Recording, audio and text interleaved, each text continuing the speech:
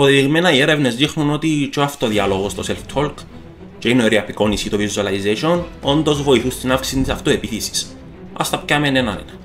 Visualization. Μα αν την εβδομάδα εγώ σκέφτομαι αρνητικά και λέω και το εαυτό μου ότι ίσως να μην είσαι καλός, ίσως να μην τα πάμε καλά το Σάββατο, να έρθει το Σάββατο, 1,5 ώρα πριν το μάτς και να πατήσω έναν κουμπί και όλα να πάνε καλά και να έχω αυτοεπίθεση. Το άγχος ουσιαστικά είναι μια κατάσταση στην οποία νιώθω μια απειλή. Το άγχος γενικά έχει δύο πλευρές, το σωματικό και το γνωστικό. Όταν έχω growth mindset, δηλαδή όταν θέλω να μαθαίνω και τις αποτυχίες μου και τις επιτυχίες μου και μέσα από κάποιες συζητήσεις που πιάνω feedback από τους προπονητές μου, να γίνω πιο δυνατός. Το πράγμα, μαζί με το να αποδεχτώ ότι τα λάθη, οι αποτυχίες, οι ήττες μες στη ζωή, τότε να συνεχίσω.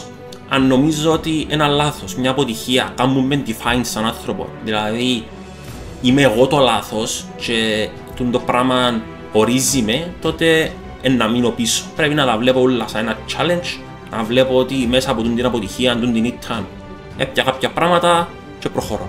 Υπάρχουν toxic παράγοντες, ας πούμε, στον τομέα του προαθλητισμού ή it's all in the mind, ας πούμε?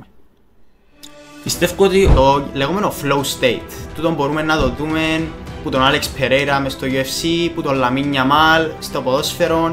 Θα μας πεις λίγο τι είναι το flow state, υπάρχει που τα αλήθεια ή θεωρητικό απλά? Τι είναι το πράγμα? Ουσιαστικά το flow state